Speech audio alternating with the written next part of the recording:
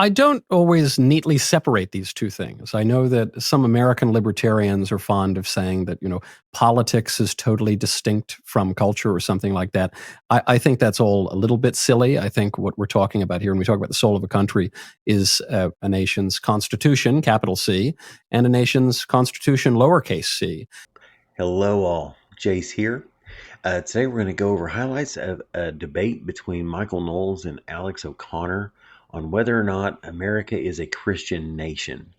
I also wanted to mention I'm recording this on September 11th, which I know many of you, that date might not mean a whole lot to you. You might be too young, but please look it up. And for everyone else, never forget.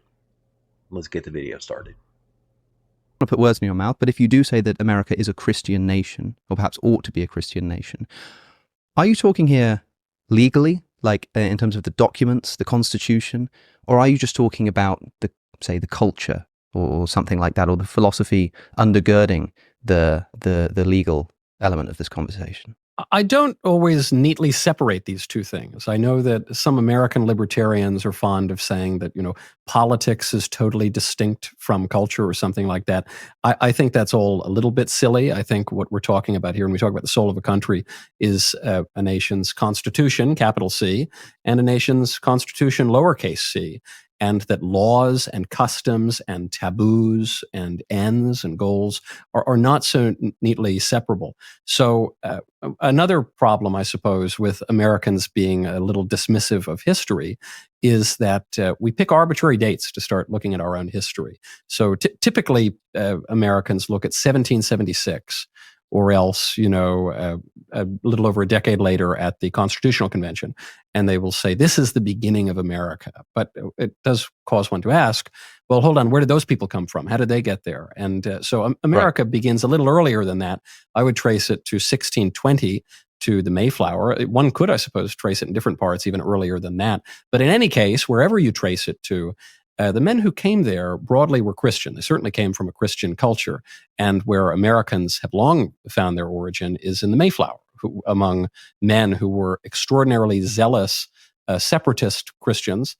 In fact, I'm not an academic historian or even a trained apologist or theologian. I am a cigar salesman, and I've named my cigar company Mayflower after those very men. Some of my ancestors were on that boat, and they made it quite clear that they were in the United States on a religious project, the country that would become the United States, on a religious project. And then the Puritans who followed the Pilgrims were had slight distinctions from them theologically, but were broadly the same. And so Governor John Winthrop of the Massachusetts Bay Colony, he declared that America would be a shining city on a hill in a famous speech called A Model of Christian Charity. And all the way up through the Revolution, Americans considered themselves to be Christian. The Founding Fathers were a little bit of a hodgepodge of Freemasons and deists, but there were a number of vaguely faithful seeming Christians among them. And even the ones who were not particularly orthodox in their Christianity, at least recognize the importance of Christianity to the country. So you have a founding father, author of the Federalist Papers, and the first Chief Justice of the Supreme Court, John Jay. He said that Christianity must be the religion of the United States. He thanked God that the country had the same religion, were descended from the same stock. He went so far as to say that non-Christians should never hold public office. Now, there's no religious test for office in the Constitution, but there are religious parameters around the country. So if you go back to the philosophical founding document, the Declaration, it begins and predicates the nation on the notion that all men are created equal and endowed by our Creator with certain unalienable rights. So I'm not trying to convince you here that this is a papal bull or this is, some particularly sectarian version of Christianity. But at the very least, the nation, I think we all would have to agree, is predicated on the notion that God exists and created us and gave us rights. And then in practice, America developed far more clearly in a Christian manner, so much so that in our national anthem, in the little heard final verse, the final stanza, Francis Scott Key writes, "Conquer we must when our cause it is just, and this be our motto, and God is our trust," and it's inscribed on our money, and it's in our Pledge of Allegiance. So, I think one can quibble over quite how orthodox or rigorous the Christianity of America was, but it's simply an historical fact that it was Christian men who were motivated by Christian ideas, who created Christian institutions, who founded the country, whether it was consciously Christian or not. Okay, so Knowles had a lot to say there. But I think the key takeaways from it is there is no doubt America was founded as a Christian nation with Christian principles by Christians.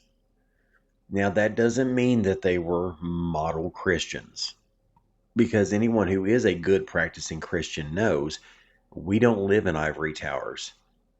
We should not be self righteous. We know that the Christian next to us is just as flawed as the atheist next to us. We're all flawed. We all sin. I sin every day. And I try to do better.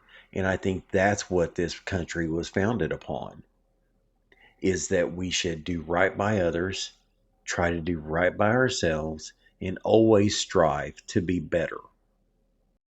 And quibble we shall. I think it's probably worth beginning. And by the way, I'm talking here about the United States of America. And I understand that it's useful to look historically at what precedes a nation to understand what that nation becomes. But we have quite good insights into the writings, the private thoughts, even from their letters and things, of the founders of the country that we now see today. So I think one of the most underrated, let's say, even though he is quite highly rated, of the founding fathers is, of course, Thomas Paine, without whom the revolution may not have taken place. I mean, it's often said that Thomas Paine is the author of the revolution, and this is because he writes Common Sense, which is during a time when many people in the colonies were really just looking for better representation. The idea of actual revolution and independence was not as inevitable as a lot of people may think. Thomas Paine writes Common Sense and convinces a lot of people that actually maybe independence is the goal here. And I think to this day, Common Sense is still the greatest selling American pamphlet now, and it's still in print, of course. He's not just the author of the American Revolution, though, of course. He's also the author of a text known as The Age of Reason, which espouses, sure, a philosophical deism. He says in no uncertain terms right at the beginning that he believes in one God, but also describes organized religions, including Christianity, as essentially conspiracies to conduct power and to hold monopolies over people. And in fact, this leads him into a great deal of controversy. He ends up narrowly escaping execution. He gets exiled, he dies, and then when his bones are dug up to be brought back over to England, they end up getting lost, and we still don't know where his bones are today, and about 6 people attended his funeral. And yet this man is the author of the American Revolution. Now, why is it that at the end of his life he's treated with such disregard and contempt? It might have something to do with the fact that his own personal religious beliefs were, in no uncertain terms, not Christian. Now, of course, this doesn't mean that America is a legally secular nation. It doesn't mean that Thomas Paine is not an anomaly among the founding fathers, but in the way that we can say, okay, the founding document of America, maybe the Declaration of Independence, not a legal document. I mean, the Declaration of Independence is not supposed to be legislation. It doesn't protect any rights. It doesn't establish any courts. It doesn't do anything other than act as a polemic, essentially, against not just monarchy, but the specific king. Okay, I'm going to go ahead and cut in here really quick, just because that was a lot. Michael Knowles he pretty well dismantles this argument much more eloquently than I ever could, but here are my little 2 cents. And I really like and respect Alex O'Connor. He is intelligent, articulate. He engages in these debates in good faith. He doesn't interrupt. He doesn't shout down. So my criticism is on his talking points, not on him. He does a great job. But this is a common trope that cynics will go into, because Alex Payne, it was disputed on whether or not he was a Christian, and since he was kind of a founding father, then that calls into question the entire founding principles of the nation. That makes no sense. This one guy might not have been a Christian at the end of his life, so now we weren't founded on Christian principles, it's it's a red herring. It makes no sense. And while O'Connor has a lot of good things to say, usually, and he's very good at debates about Christianity, there's no doubt about that. On this one, he misses the mark. It doesn't matter. I would assume that not everyone who was involved in the revolution was a practicing Christian. That doesn't change the fact. Well, And so just on that point, I mean, I'm sure. quite interested in many of the things you've said, and I'm not surprised that a British atheist would choose a Brit, a very liberal Brit, Mention Thomas Payne as his favorite founding father. But there was some legal force to the Declaration, which is that the Declaration told King George that they were separating. So I agree with you. It's a different sort of document than the Constitution. Though Abraham Lincoln later then in the 19th century elevates, again, the Declaration of Independence to the level of, I think, a more significant founding document. But it does have some legal bearing in as much as it kicked the whole thing off.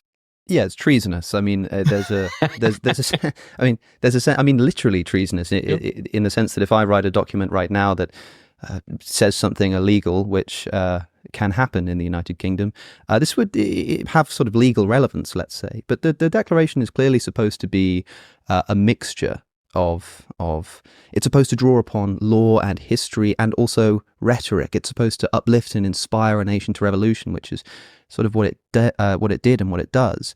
But when you get to the actual legal document, it takes a little bit more time and a few more people to throw together. Interestingly, by the way, one of Thomas Jefferson's earliest drafts of the Declaration of Independence doesn't mention a creator. It does say that that men and women are endowed by that they are created equal, but it doesn't say that they're endowed by a creator. It's only sort of Congress in later editing that document that gets added in. But look, I'll grant it to you. Fine, the Declaration of Independence has a creator. It's still not Christian, by the way. And of course, if a Christian writes the creator, they're probably talking about the Christian creator. But the whole point of America and the reason that the founders were so genius is because they recognized that not everybody living in the country and not everybody who goes on to rule the country are going to share their political opinions. And so they were very clear about what kind of political views and what kind of political tests somebody must pass and which ones must not be relevant. And we know that religious belief is not one of those, especially when we look at the Constitution and find that the only times religion is mentioned is twice. Firstly, in saying that no religious test, that there should be no religious test to any public office in the United States. And secondly, in the later added Bill of Rights, protecting the free exercise of religion. And so I suppose what I'm asking is, when we look at the actual legal texts here, I understand the idea that referring to a creator in the Declaration of Independence, maybe Congress had the Christian God in mind. Maybe they didn't. I mean, some of these founders were, as you say, I mean, you said it was a hodgepodge. As putting it lightly, Thomas Jefferson famously cuts out all references to the divinity of Christ from his Gospels. Like, where are we getting this specifically Christian idea at the founding of America from, and not just some kind of vague deism that may have even only been referenced in the first place in a rhetorical attempt to inspire people to revolution? Well, I totally grant that Thomas Jefferson had some problems. I'm not denying it. I mean, Thomas Jefferson was one of, if not the most liberal of the founding fathers. And then you mention Thomas Payne, who I wouldn't count really as a founding father, but he did write the pamphlet that kicked off a lot of revolutionary sentiment. Wikipedia would disagree with you there. Listen, you limeys, I don't know what you're doing to our founding fathers, but that man I consider separate. But he's obviously is extremely important, and he was quite radical. You know, if we're picking our favorite Brits who were in favor of America in one way or the other, I would have to side with the great Edmund Burke, who took a great deal of issue with Thomas Paine. But perhaps we can get to him a little bit later. When it comes to the Declaration, we don't need to wonder too much about what these guys thought about the creator, because we do have some of their writings. And John Adams, who served in the Continental Congress and then was the second president and was a political foe of Thomas Jefferson, said, and the man, by the way, was not particularly orthodox in his Christianity, but he said that we all agreed that the general principles for the revolution on which we could achieve national independence would be the general principles of Christianity. So he speaks about Christianity broadly. He's speaking on behalf of his fellows in the Continental Congress and the Founding Fathers. Even as you say, if Jefferson didn't, he was a little reluctant to include the word creator. He ultimately acquiesced, and it's a document not just of single authorship by Jefferson, but it's a statement by this incipient country. So you see that there, but you see it elsewhere also. You see it in the Federalist Papers. Again, not exactly reading like an encyclical or a papal bull, but the Federalist Papers, specifically James Madison, do cite God directly by name. And then you have the Constitution. You mentioned the First Amendment of the Bill of Rights, which says that there will be the free exercise of religion. There will be no establishment of a church.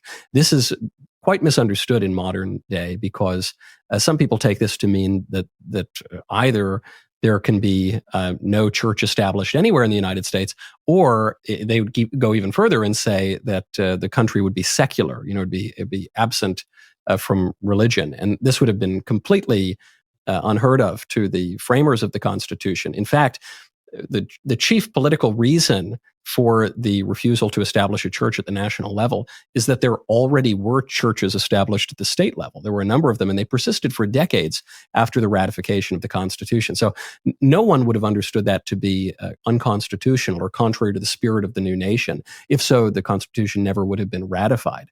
Now, later on, again, bringing Lincoln back into it, in the middle of the 19th century, you get, or later 19th century, you get the 14th Amendment, which then incorporates the Bill of Rights to the states and probably precludes any chance that we would have of having state establishments ever again. But now we're fast forwarding over 150 years. At least at the beginning of the country, it was not understood as having a firm separation of church and state, no matter what Thomas Jefferson might have longed for in a private letter.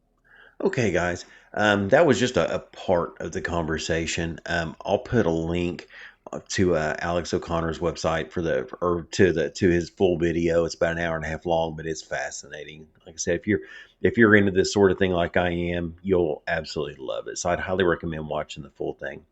I will say really quickly, for anybody that's going to go into the comments ahead of time, the separation of church and state had nothing to do with removing God from the government. That's not what that means.